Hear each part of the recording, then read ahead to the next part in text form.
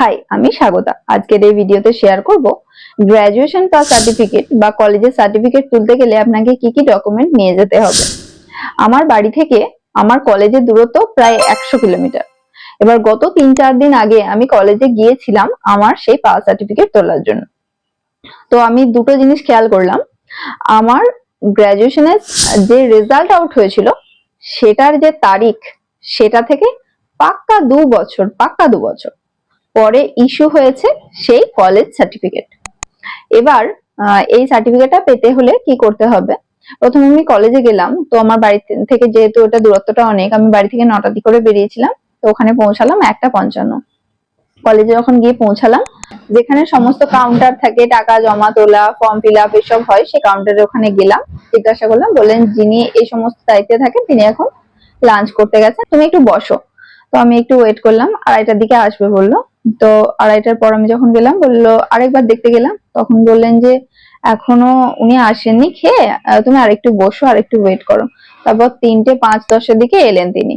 তো আসার পর প্রথমে তো বলছে না না, এরকম ভাবে দেওয়া যাবে না, আজকে তো মোটেও হবে না, আজকে সময় নেই।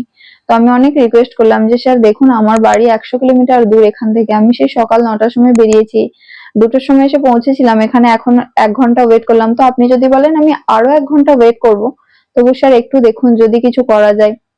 আরেকটা দিন আসা মানে আমাকে আবার এতটা জার্নি করে সময় নিয়ে আবার আসতে হবে, একটু দেখুন স্যার যদি কিছু করা যায়। তো উনি তো প্রথমেই না না করছিলেন। তো তারপর ওনার পাশে আরেকজন স্যার ছিলেন, তিনি বললেন যে আচ্ছা তুমি একটু বসো, আমি দেখছি কি করা যায়। তো তিনি আমাকে একটু বসতে বললেন, তারপরে মিনিট 10 পরে আমাকে ডাকলেন, বললেন যে তোমার যেটা গ্র্যাজুয়েশনের 3rd ইয়ারের মার্কশিট সেটা কিনেছো? বললাম হ্যাঁ। আমি নিয়ে গেছিলাম একটা আইডি প্রুফ হিসেবে আমার আধার কার্ড, আমি আসলেই নিয়ে গেছিলাম। তো আপনারা জেরক্সও নিয়ে যেতে পারেন।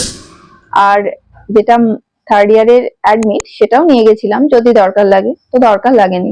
আমার 3rd ইয়ারের মার্কশিটটাতেই কাজ হয়ে গেল। শুধু মার্কশিটটা দেখতে চাইলেন, মার্কশিটটা দেখলেন, তারপর রোল নাম্বার দেখে আমাকে সার্টিফিকেট বের করে দিলেন। আর ওখানে আরেকটা কাজ করতে হয়েছিল কি, আমার যেটা 3rd ইয়ারের মার্কশিট সেটা আমি ল্যামিনেশন করে নিয়েছিলাম। তো ল্যামিনেশনটাকে একটুখানি ছিঁড়তে বললেন, তারপর ওখানে একটা স্ট্যাম্প লাগিয়ে দিলেন যে আমি ওই মার্কশিটের উপর স্ট্যাম্পটা লাগালেন যে আমি 3rd ইয়ারের পর যেটা সার্টিফিকেট সেটা আমি তুলে নিয়েছি। তো স্ট্যাম্প লাগিয়ে আমাকে দিয়ে দিলেন সার্টিফিকেট, আমি নিয়ে চলে এলাম। তো দেখলাম শুধুমাত্র 3rd ইয়ারের মার্কশিটটাই লাগলো।